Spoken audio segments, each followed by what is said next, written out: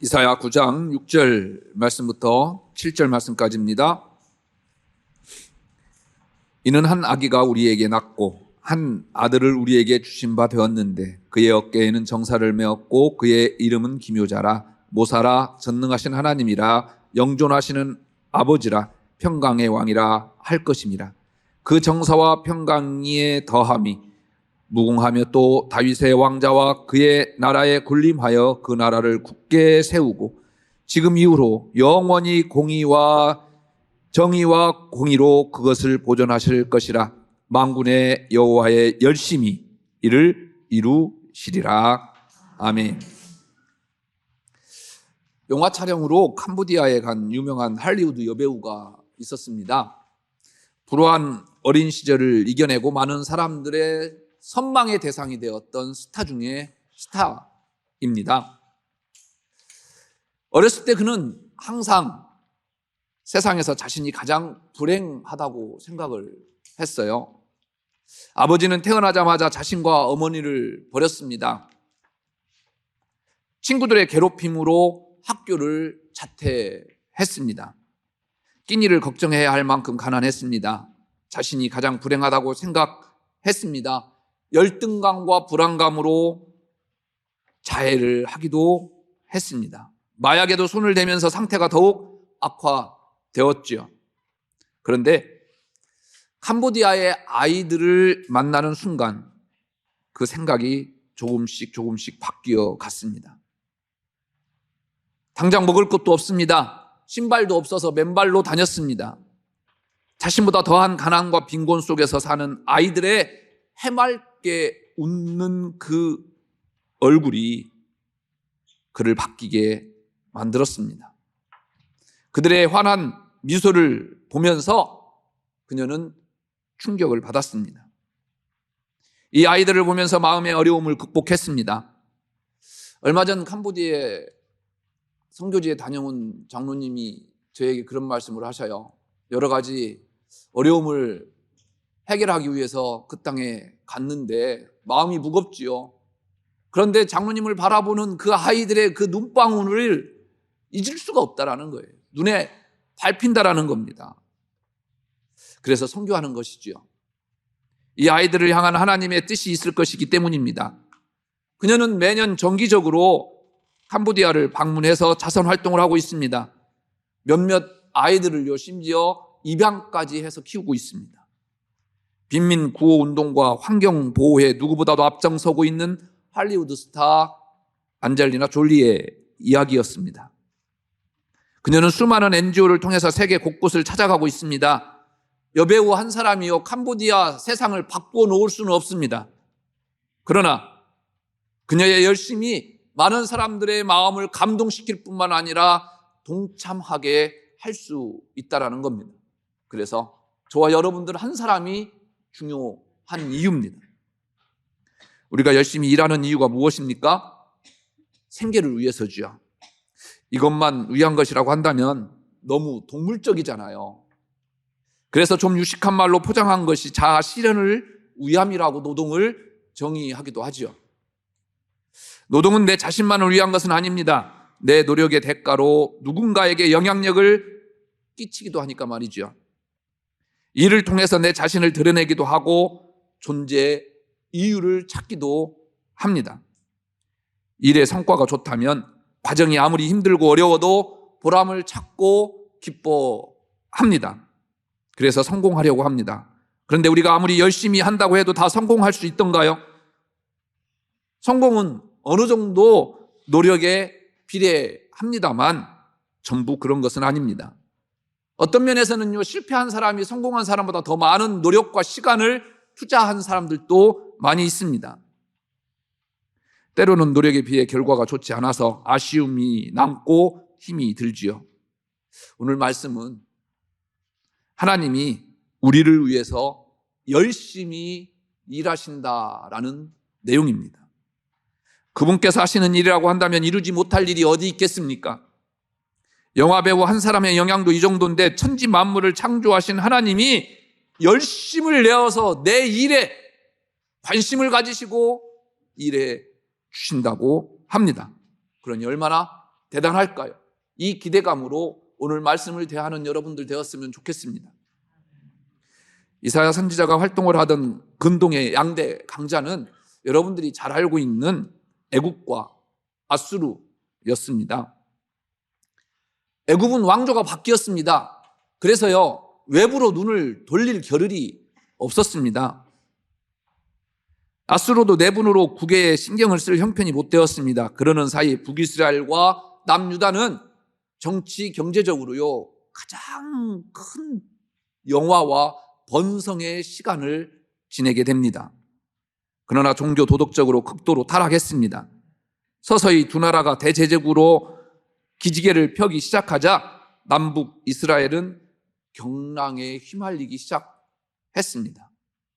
BC 745년 디글랏 빌레셀이라고 하는 아수르 왕이 즉위하자 그는 정복 전쟁을 감행했습니다.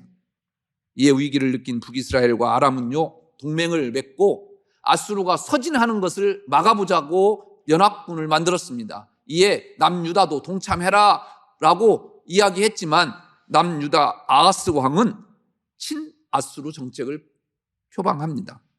이런 유다를 BC 733년에 북이스라엘과 아람 연합군이 공격합니다. 이때 잠시 아수르의 도움으로 고비를 넘깁니다. 이 내용이 오늘 본문 말씀 바로 앞장에 있는 7장과 8장의 내용에 소개되어 있습니다.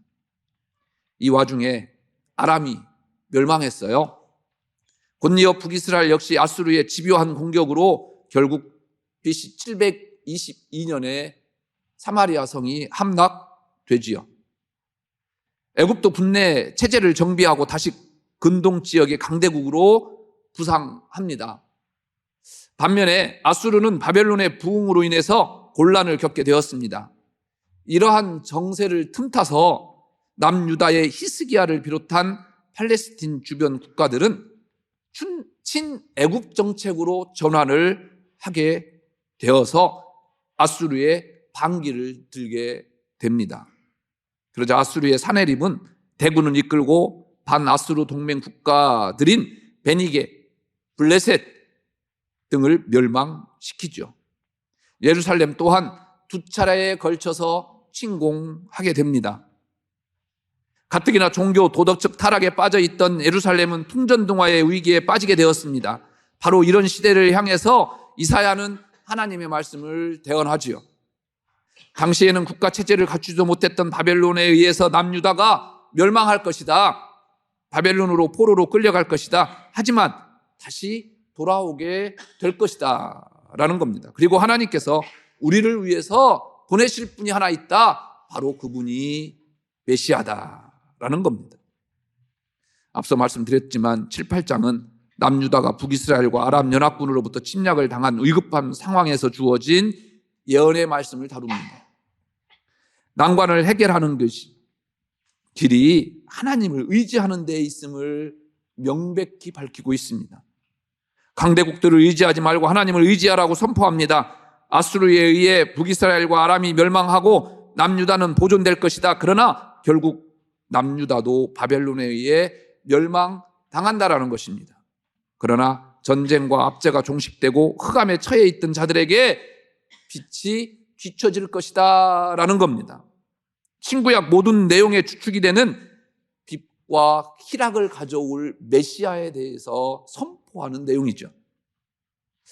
오늘 9장을 보면 1절 5절까지는 이스라엘의 회복에 대한 말씀이에요.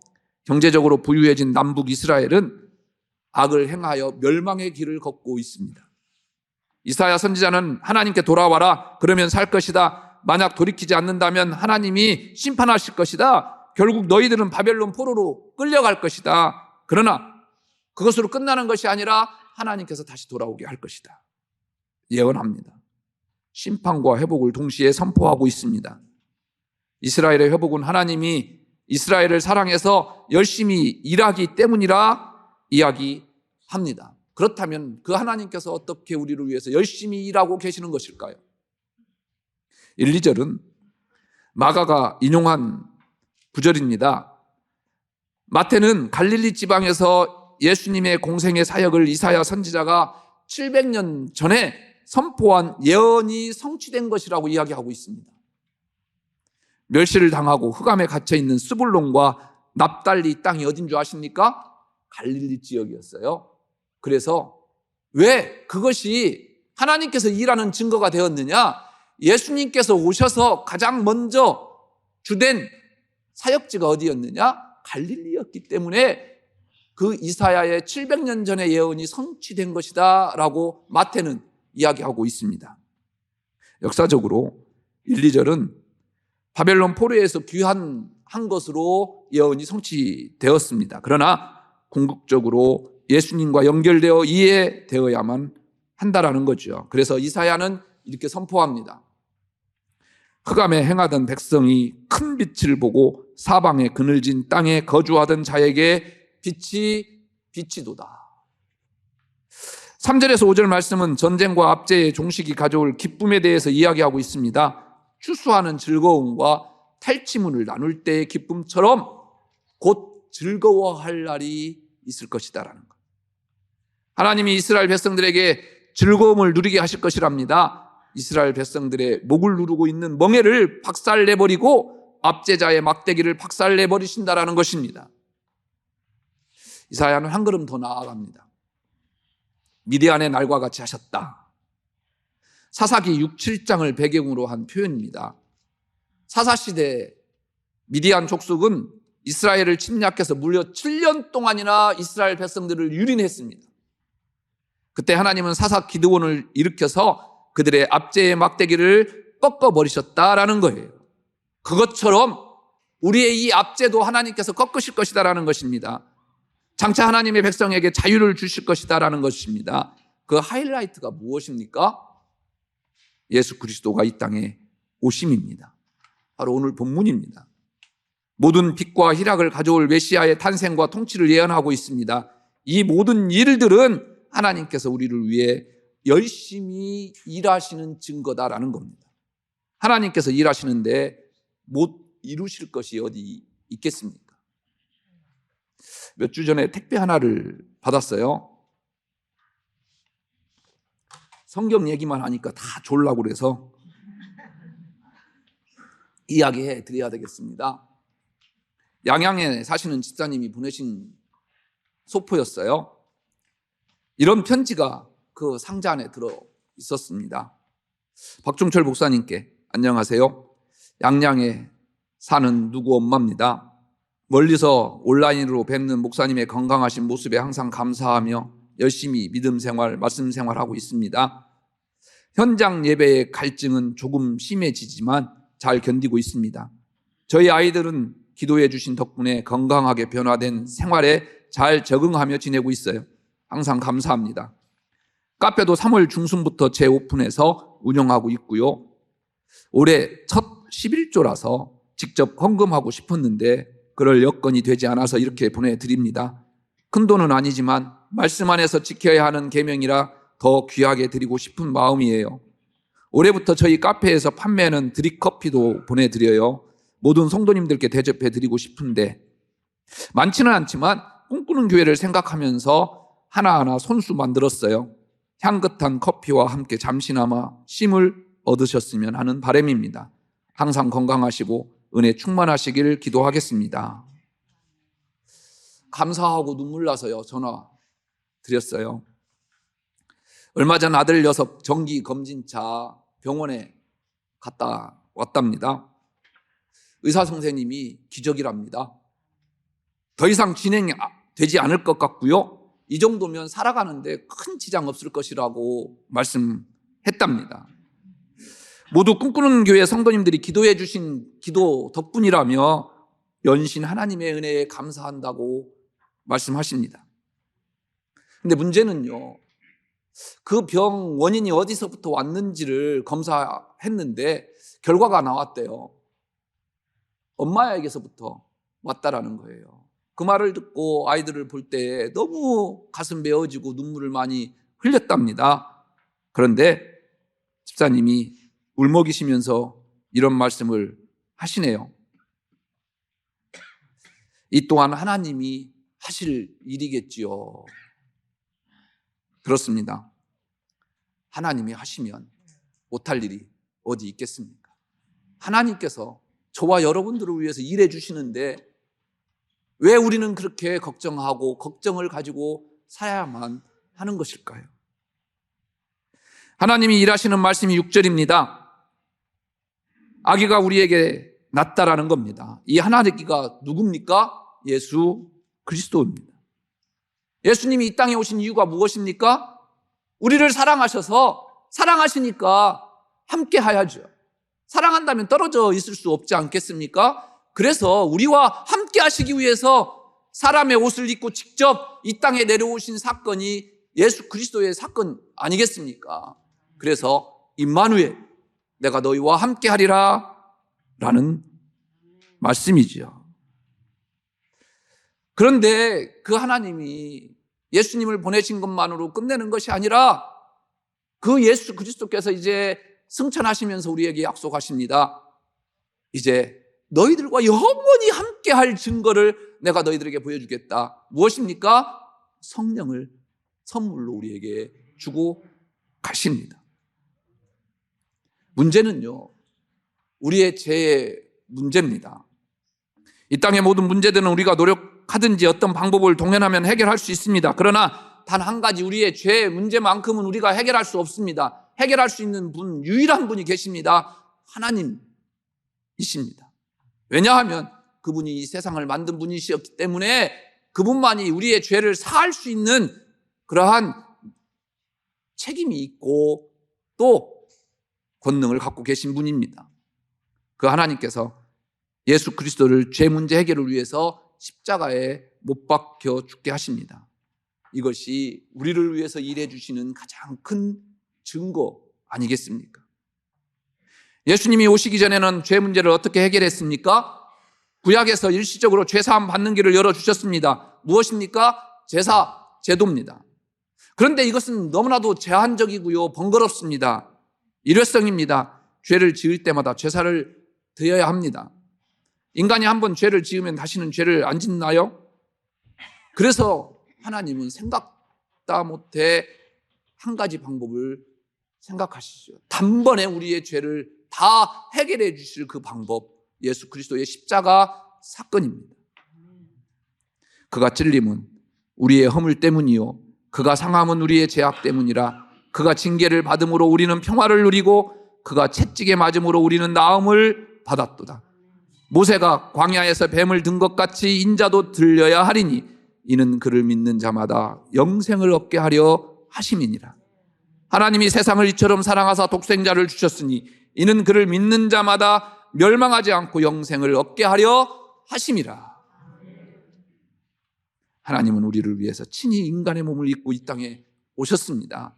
그것도 모자라 죽기까지 하셨다라는 거예요. 이것이 하나님께서 우리를 위해서 일하시는 가장 큰 열정 아니겠습니까? 보시는 사진은요, 지난 동해안 산불 때 찍었던 사진입니다. 한국사진기자협회 이달의 사진상을 수상했다고 합니다. 여러분들은 이 사진 보고 무엇이 생각이 드십니까? 해가 뉘엿뉘엿 넘어가고 있어요. 더 이상 해가 넘어가면요, 헬기로 저 물을 나를 수도 없습니다. 어찌 보면 마지막 물 바구니일 수밖에 없습니다. 불은 활활 타오르고 있는데 마지막으로 물을 싣고 가는 저 헬기, 이 물만 부으면 불이 꺼지면 얼마나 좋을까요? 중과 부적입니다. 참 애처롭기까지 합니다. 요즘 뼈저리게 느끼는 것이 있습니다. 참 내가 할 수 있는 게 아무것도 없구나. 인간이 참 아무것도 아니구나. 뼈저리게 느낍니다. 저 산불 결국 어떻게 잡았어요? 저거 갖다 부어서 껐죠? 저 사진 찍은 다음 날 비 왔어요. 한 방에 하나님께서 날렸습니다. 캄보디아 문제가 생겨서 여러분들에게 심려를 끼쳐드려서 죄송합니다. 그래서 기도 요청 드렸습니다. 저는요, 그 문제 하나님께서 해결해 주실 줄로 믿습니다. 내 개인적인 일이 아니라 하나님의 일이기 때문에요. 하나님이 손해보시는 거 아니겠습니까? 그러니까 하나님의 방법으로 저는 해결할 줄로 저는 확신합니다. 그 확신으로 기도하고 있습니다. 여러분들도 계속해서 기도해 주시기를 바랍니다. 마지막, 노을 지는 창공을 날아가는 헬기와 같은 인생이 저와 여러분들의 삶은 아닌지요. 그러나 다음날 하나님이 비를 내리셨습니다. 그 빗줄기와 비교할 수 없는 강력한 성령의 비를 우리에게 내려주셨습니다. 바로 예수 그리스도입니다. 그 하나님이 저와 여러분들을 위해서 일을 하신답니다. 이 말씀이 여러분들에게 위로가 되었으면 좋겠습니다. 힘이 되었으면 좋겠습니다. 그래서 일어나십시오. 나아가십시오. 하나님이 여러분들을 위해 일하시고 이루어 주십니다. 기도하겠습니다.